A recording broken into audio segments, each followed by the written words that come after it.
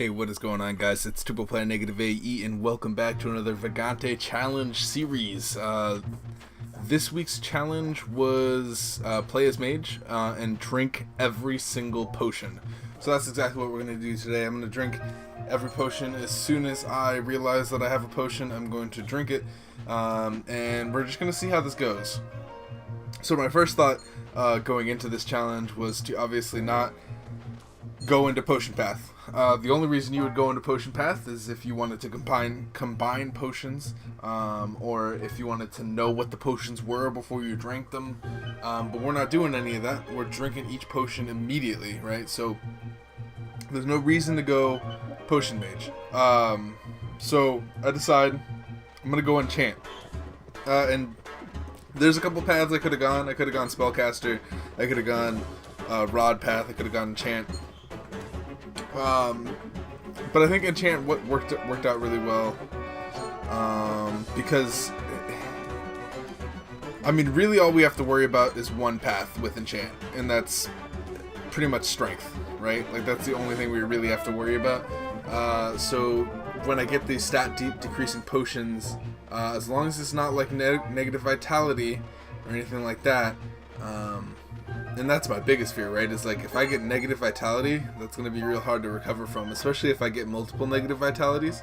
You could get real fucked here doing this challenge, because no matter what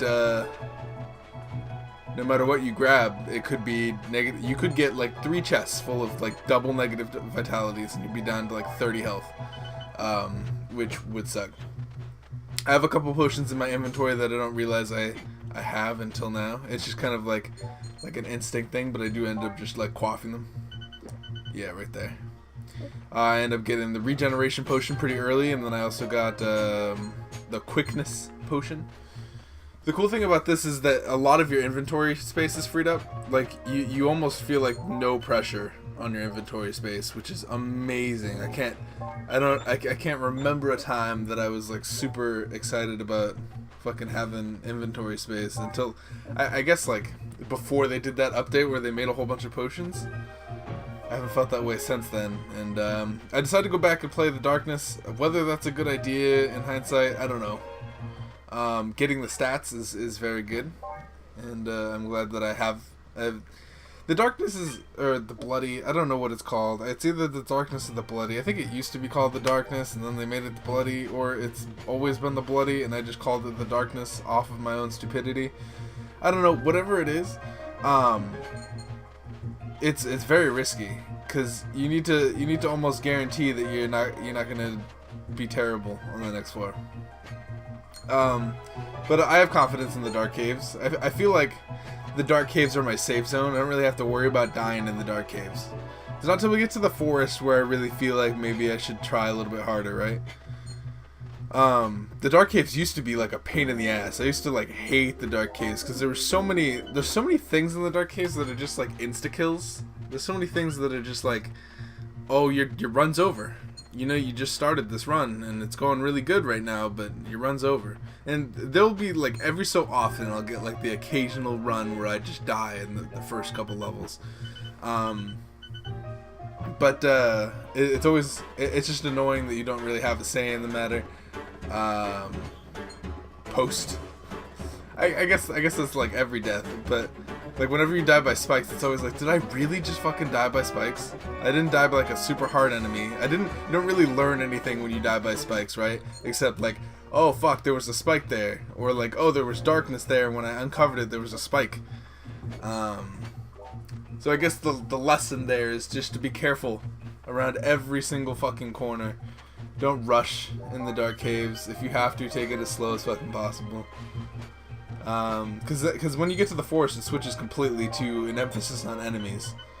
The enemies here are relatively easy.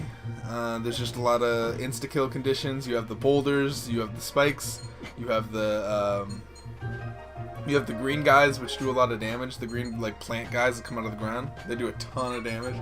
Kind of end your run real fast. Drinking all the potions. We were lucky enough to get another regeneration potion. I am going Snake Eater Mage. I thought if I was going to be quaffing every single potion, that eventually I was going to have to come across like a poison potion. And I wanted at least 2 of the potions to be, or one of the potions that would be bad for me to be good for me again. So that way I kind of lessen the risk. I don't want to necessarily drink a snake potion, or a poison potion, I mean, and not have Snake Eater in order to handle that. So we're doing well so far. We haven't found any too harmful potions. Dark Caves has been relatively nice to us as far as potions go. We do have ice, so I'm not too worried about this thing. But I want to get into a place where I can fight it well, and the enemies are not letting that happen. Take a little bit of poison damage. Worm boss is probably really easy for like an Enchant Mage. We are at Maxim Chant, so it's not too bad. We'll be able to enter the forest with at least 1 point in another place, if that makes any sense, in another like stack group. So we can go enchant and then either into luck or strength. And I think I want to go into strength on this one. That only because like I feel like if you have enchant and you have strength in the same build, you're going to be doing a ton of damage. I think Mage could potentially do the most damage in the game. Potentially. The only reason I say potentially is because the Wildling has Pummel. That's the only thing putting the Wildling above in damage. Is that if you go, we got 2 yellow draughts, but it's a dexterity potion, which is very good. A lot of dexterity. My goal here is just to amass strength. Even if we get a whole bunch of like negative vitality potions for some reason, all we need to worry about is keeping our strength up. Whether it be through gear. I mean, if you focus on one stat, like if you pick and choose your items correctly, you could probably get all one thing, all one stat. There are times where like the game will shaft you and not give you like anything intelligence, but I mean, if I'm looking for something, I'm gonna get that something. The game is relatively understanding. There's been a few like unlucky times where, like, for example, I wanted intelligence and there was no intelligence, or no, it was I got way too much intelligence and I didn't want intelligence. So I had to like get rid of everything, but it would have been like a really good intelligence run. I just took a shit ton of damage there, if you guys were watching.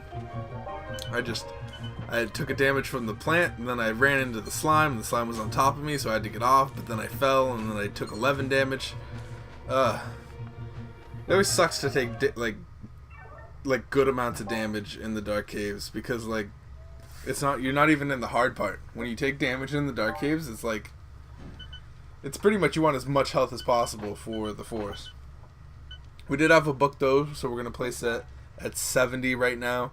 Enchant Mage is working out pretty well. We went ahead and learned a fire spell, so that way we can use fire to enchant our weapon, and have kind of like three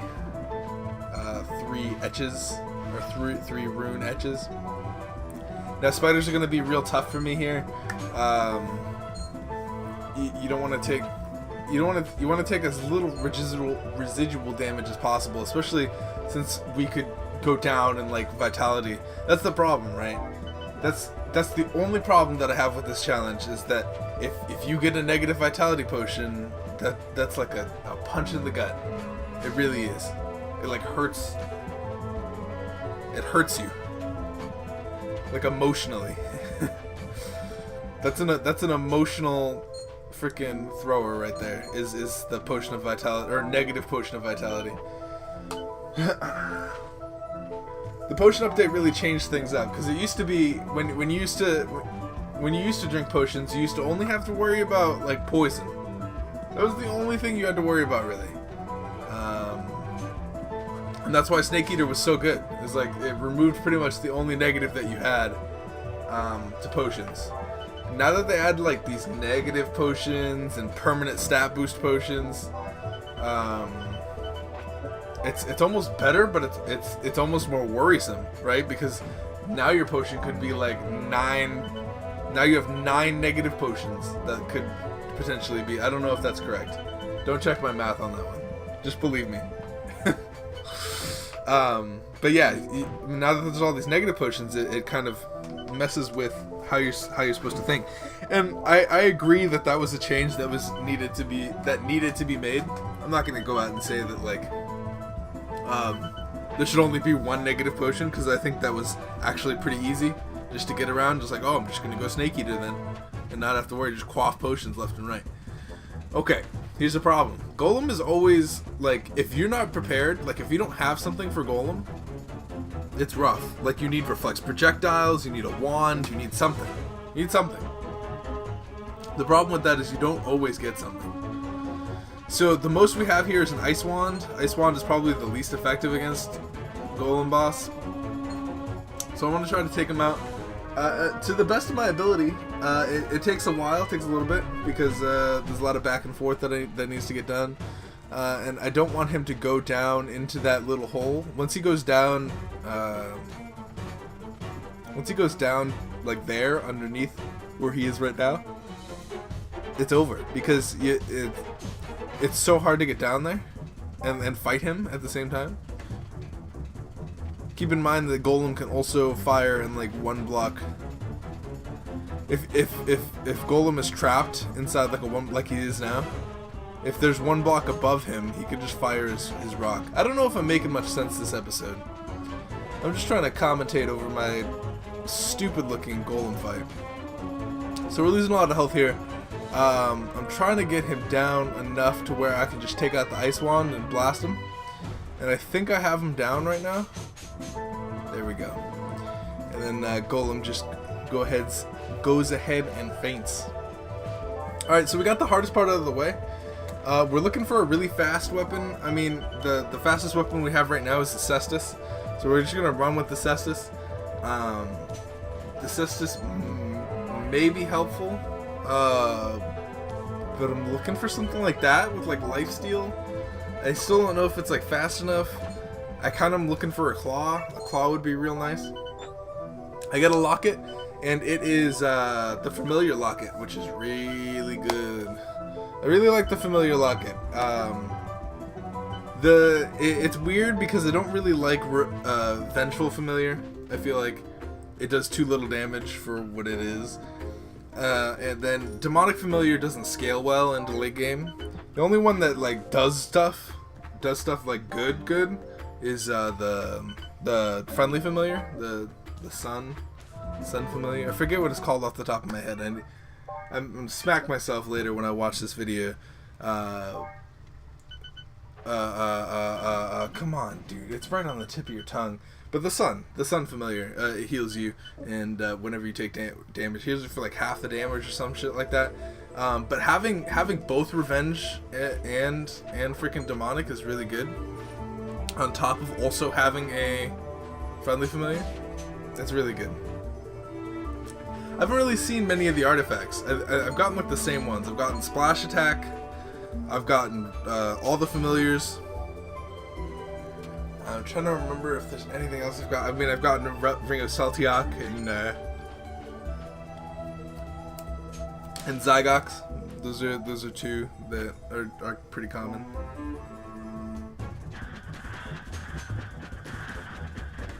I'm gonna try to take him out. I don't get the hits off. I'm surprised that he's not dead yet. I hit him for like a ton of damage. So I'm just gonna go over and try and freeze him to take him out, but it was just like 2 damage he needed, which is cool. So he has a claw. It's time for Shopkeeper to die. I need that claw. The claw is really good because it already has Envenomed, I believe. No, it's damage to gold. That's right. The claw has damage to gold, and freaking I put the other 3 elements that I have on it. So now it's damage to gold, freezing, burning, and shocking, which is very good. So not only are we going to be amassing a shit ton of gold, Shopkeeper's dead, we don't have to buy from him anymore, and we'll be able to play the light. So basically any floor that has the light, we have no danger. All we gotta worry about is not getting insta-killed, and we're good. Our saving grace, the light, should be our savior. I also gotta watch out for those plants. I feel like those plants are like an instant run ender. But that being said, we do have like a burning claw. I'm just like making sure I don't have any potions.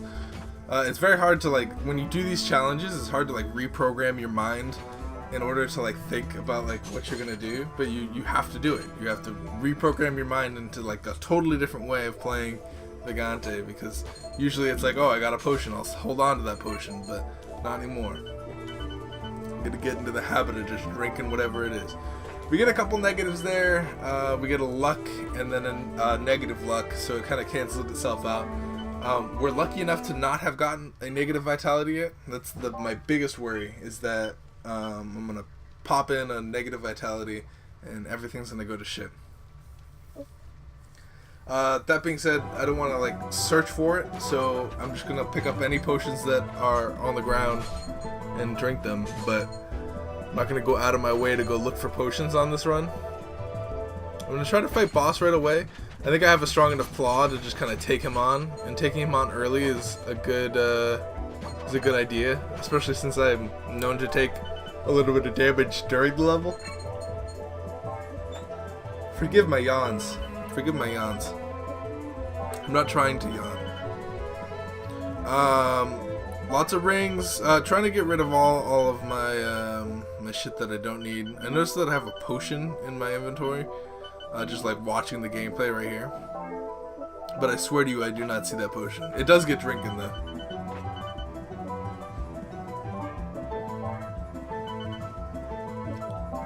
It just takes a second to register in my mind.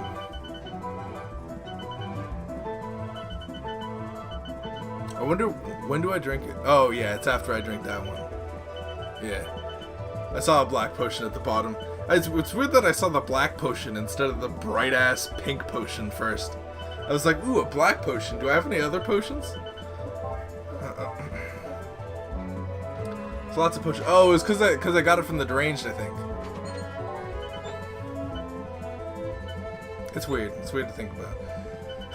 But we're on our way, drinking all the potions, no matter what. Try not to get hit by spiders. I think the biggest problem I have is that we're gonna go into the catacombs and be unprepared. It's my biggest worry. You can't go into the catacombs without being prepared, and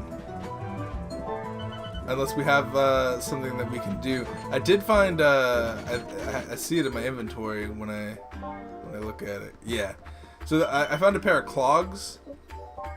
If you can get light feet before you enter the catacombs, I think that's a really good idea. Like, get light feet immediately upon entering the catacombs, because you basically have nothing to worry about. The only thing you have to worry about is the damage you receive from the zombies, because you receive a shit ton of damage. Make sure you have a Frost Nova. I don't know. I think people watching this challenge series already kind of know what's going on, but if you're not familiar with the catacombs, a lot of close quarters zombie and hand fights, and you're just trying to keep yourself above level so that when you get to the 4th level, you're not completely screwed. You try to keep yourself above like good health. You don't want to drop below 50 health, I would say, in the catacombs. There's also some hard as shit bosses here. And I say that because you got stuff like Resident Evil boss, which is like a harder wisp. You got the skeletal dragon, which is like a harder baby dragon, and then you have like the summoner, who's just kind of completely different, which I like. I like the unique bosses that just kind of like don't. I would say he's akin to like the Vine boss, but he's a little bit easier because the Vine boss like sucks you in.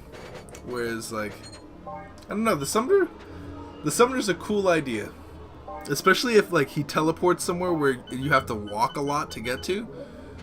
Him spawning the skeletons is definitely going to be a problem here.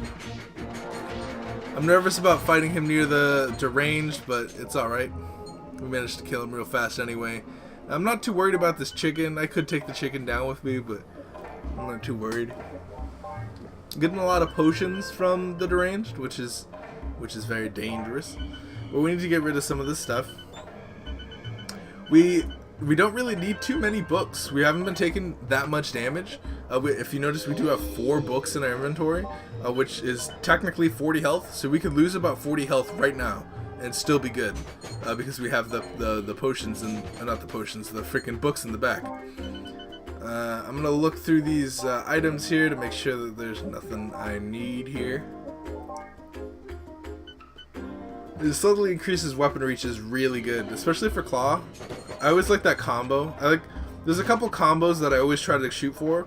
That's suddenly increases weapon reach with claw, damage to gold, coins heal you, and compassionate familiar are like 100% key to success. You get that with like light feet or boulder protection on your head. There's really nothing that the enemy can do to like bring you down. And even if the enemy manages to hurt you enough, which is like, there's a video somewhere, there's a stream, I don't know if it was a stream or a video that I did where we were, I think it was my video with Sergeant Indy a long time ago. I did this, I used to play games with Sergeant Indy,